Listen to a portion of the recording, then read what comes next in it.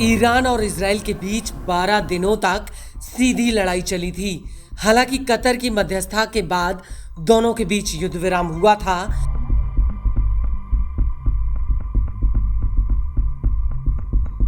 लेकिन Iran Israel की लड़ाई की वजह से पूरी दुनिया पर एक बड़े युद्ध का खतरा मंडरा रहा था, क्योंकि इजराइल ने इस युद्ध में अपनी पूरी ताकत झोंक दी थी। वहीं ईरान की मिसाइलों ने इजराइल में खूब तबाही मचाई थी।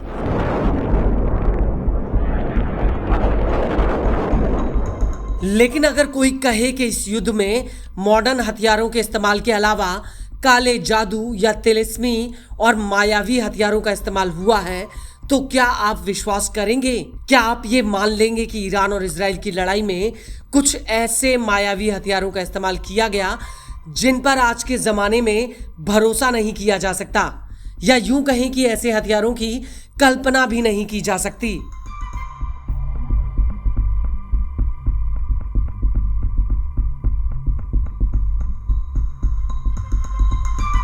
जी हाँ, हम बात कर रहे हैं उस घटना की जिसने पूरे ईरान को हिलाकर रख दिया है।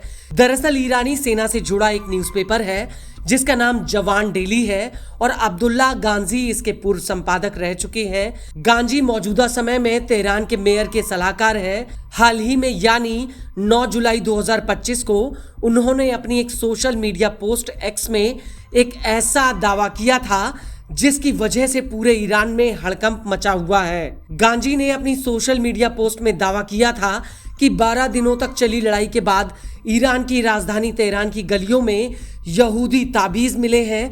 गांजी ने अपनी सोशल मीडिया पोस्ट में कहा है कि यहूदी ताबीज के साथ कागज के टुकड़े पूरे तेहरान में मिले हैं।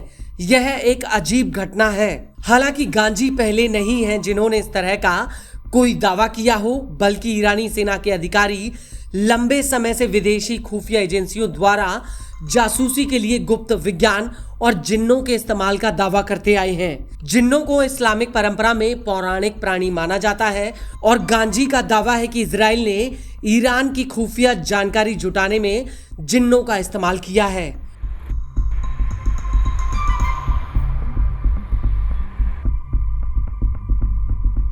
और यही वजह है कि अब गांजी के इस दावे के बाद ईरान में पॉलिटिकल नैरेटिव में आध्यात्मिक विषयों का प्रयोग किए जाने को लेकर जांच को बढ़ा दिया गया है। खासतौर से ऐसे समय में जब ईरान में इजराइल और पश्चिम पर चर्चा की जाती है। आपको बता दें कि गांजी ने अयातुल्लाह खामनेई के एक बयान का हवाला दिया है जो उन्होंने साल 2020 में अपने एक भाषण के अंश में कहा था, जिसमें खामनेई ने जिन्न और इंसानों में दुश्मनों के बारे में चेतावनी दी थी। गौर करने वाली बात यह है कि ये वाक्य ईरान के कई अधिकारियों की बातचीत से लिए गए थे, लेकिन अक्सर ईरान के कट्टरपंथी जिन्नों और रूहानी ताकतों का हवाला देते आए हैं।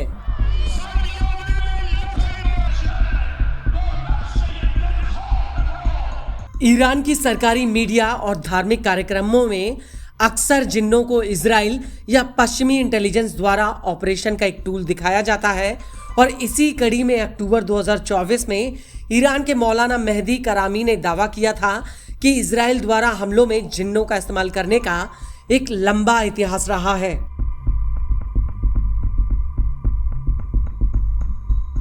और यही वजह है कि गांजी के इस दावे ने ईरान में फिर से इस बहस को तेज कर दिया है। हालांकि गांजी के दावे को लेकर ईरान में कुछ लोगों ने सवाल भी उठाए हैं। इसको लेकर अब्दुल्ला रामेजान जादेह का कहना है कि इस तरह के दावे असल खतरों से ध्यान भटकाते हैं।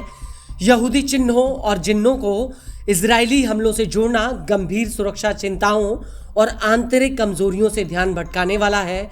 आपको बता दें कि गांजी के दावे से जुड़ी कुछ तस्वीरें सोशल मीडिया पर वायरल हुई थीं, जिनमें मध्य ईरान में एक मिसाइल स्थल के पास रेगिस्तान में उकेरे गए ज्यामितीय पैटर्न जैसे कि डेविड के सितारे और त्रिकोणीय दिखाई दे रहे थे।